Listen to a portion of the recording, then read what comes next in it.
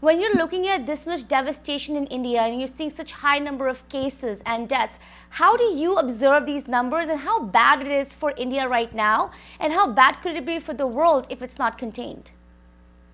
Uh, these are all right questions, and I think that's what we all need to ask ourselves. We know that situation in India is significant. We are losing a large number of people on a daily basis. We're also infecting a significant number of people on a daily basis. And we are seeing variant and other complications. So I don't think this is something that a particular state or a particular uh, country's problem. It is the world's problem because the virus has definitely showed us that it spreads quite fast and it doesn't really discriminate. So we all need to put our efforts to make sure that we contain it in any areas that it is at its peak. And right now, unfortunately, it is at its peak in India. So we all need to do everything we can to get it under control so it doesn't keep spreading to the different countries and different continents and goes on with having its presence. So I think this is, as much as it is India's problem, it equally is the world's problem as well. What's the worst case scenario, doctor, that could happen if it's not contained?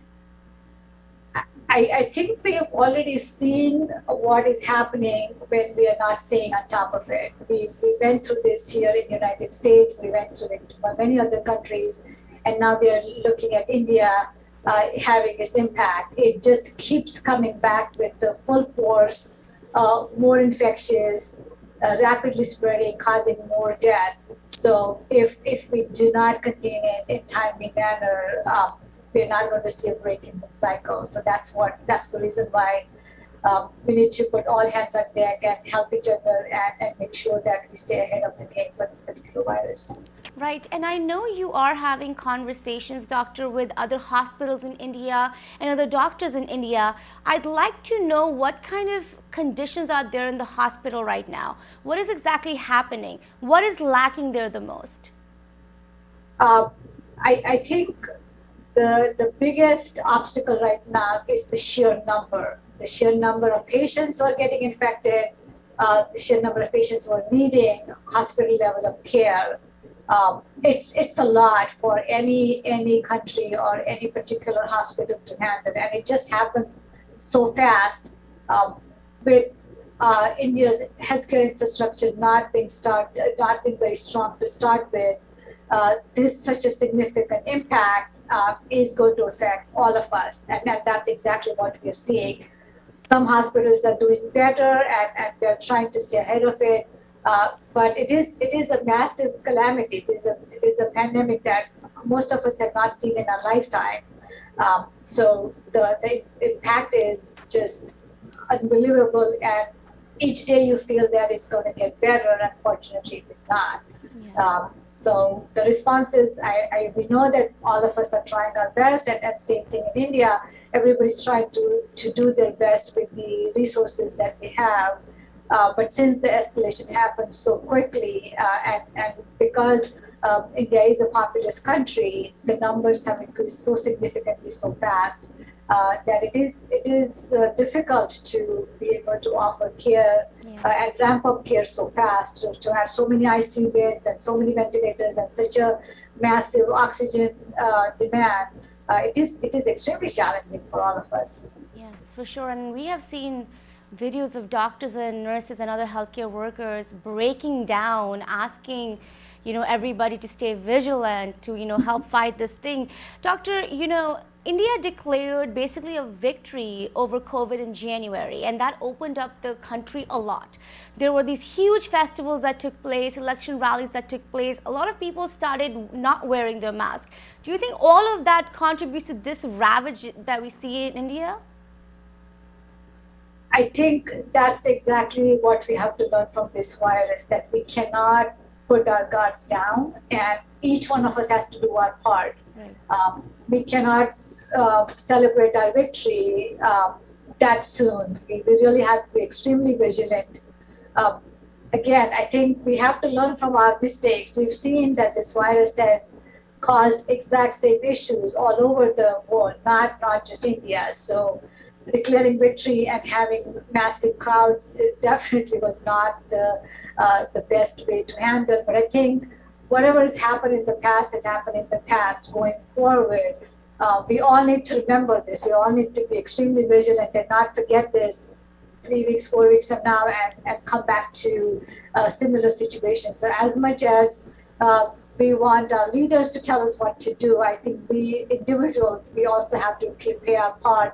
And for us to ask people to wear masks and then have police to reinforce that should not be necessary. We all have to do this for ourselves. We're not doing it for anybody else. So being cautious and using the mask, getting vaccination, that's the only way out of this virus is all of us getting vaccinated as soon as possible. So that's my strongest message, is that individual person has to do their part. We have to take the ownership, we have to take the accountability, and we all have to get vaccinated whenever it's available. That is the only way to deal with this particular virus. So is vaccination the correct answer to what to do with India right now, doctor? They need to speed up in a really fast manner. Is that what you're saying? It's everything together. It's the social distancing, wearing masks, all of us taking precautions, avoiding these events, and vaccination happening simultaneously. It's not one or the other. It all needs to happen simultaneously for us to get ahead of this virus.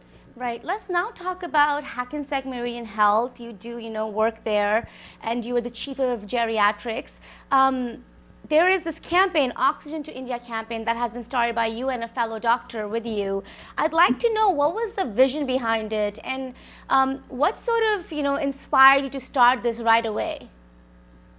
I think the big inspiration was that we all have been through COVID and how rapid the response is needed and how it quickly escalates. So we knew that there's not a lot of time to waste, that whatever help is needed, it's right away, and it needs to happen real time.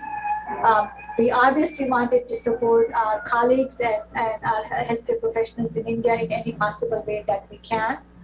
So Dr. Shubha Verma, who's heading this initiative, started talking to all of us, and so we all decided to help her with her big vision, and then providing with the actual equipment, not just the monetary contribution, so that the real help gets on the grounds as soon as possible. So our colleagues in healthcare professional colleagues in India can provide the support that the people back home need.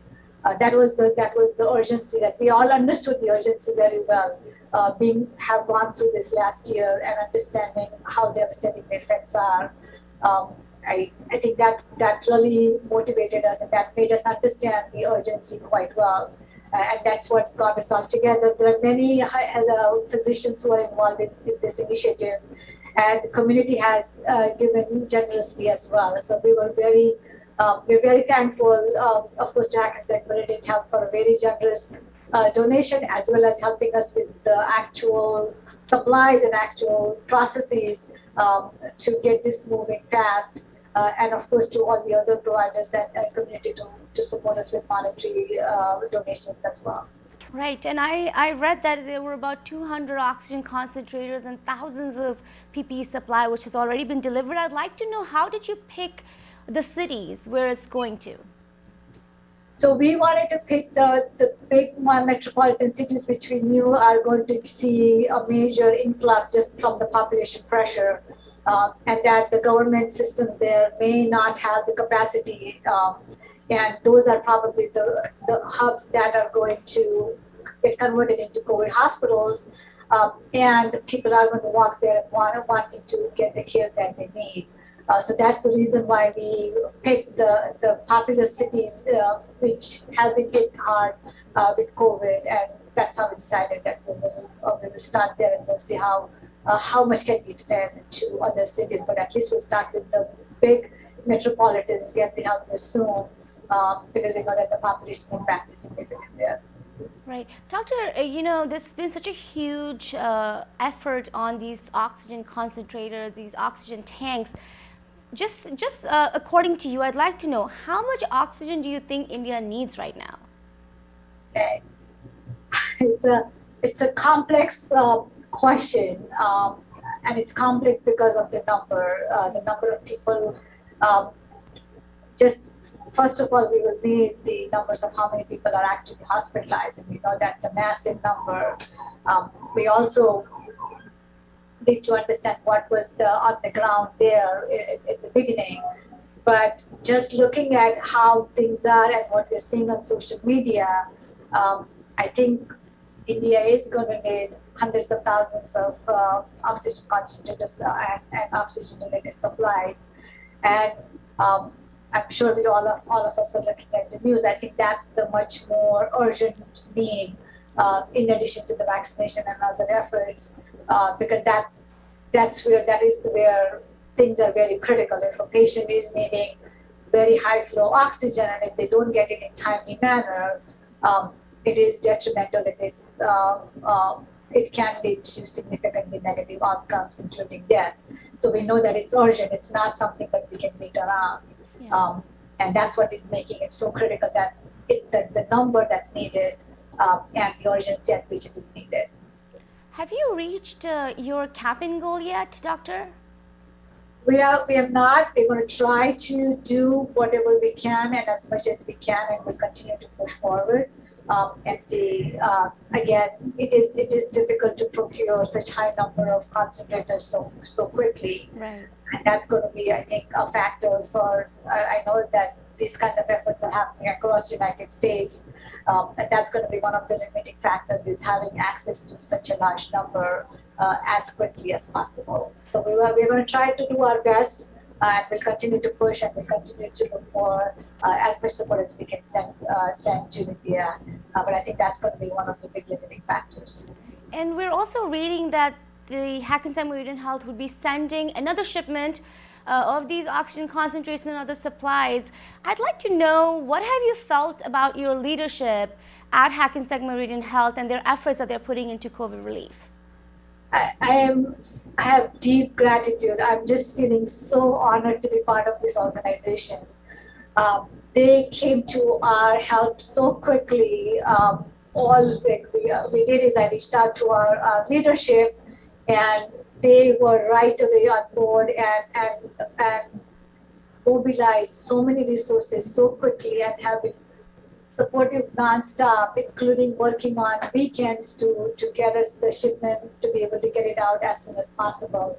The support has been just tremendous. It's heartwarming, and I have no words to explain how great it feels to work for organizations like this. They've been really very thoughtful, and they have been very active. It was not just words, or it just was not commitment. It was actual action, and in a very quick manner. And also, a lot of us did not know how to navigate these processes. They were very quick in supporting us, in helping us figure this out. And the speed with which they did was just amazing. So I'm extremely grateful and thankful for Hackensack Meridian Health for providing such a big support for this big project. Yes, of course. It's a huge project providing oxygen to India. It breaks my heart every single time I think about it. I only have 2 more questions left here for you. The first one is, how would you like the public to help you out right now? Because your campaign continues. What are you looking for? What do you still need? I think as far as getting the support for this particular Oxygen to India project, any monetary help would be very helpful, because that allows us to buy more supplies, and allows us to make our next shipment hopefully bigger. So that's always helpful. And also, if you have any particular organizations that want to channel the efforts and work together, I think that's always helpful. And if there are any specific areas that you are aware of that need more urgent help, I think letting us know, that would help us as well. Yes, for sure. And my last question to you, Doctor, it's a little personal.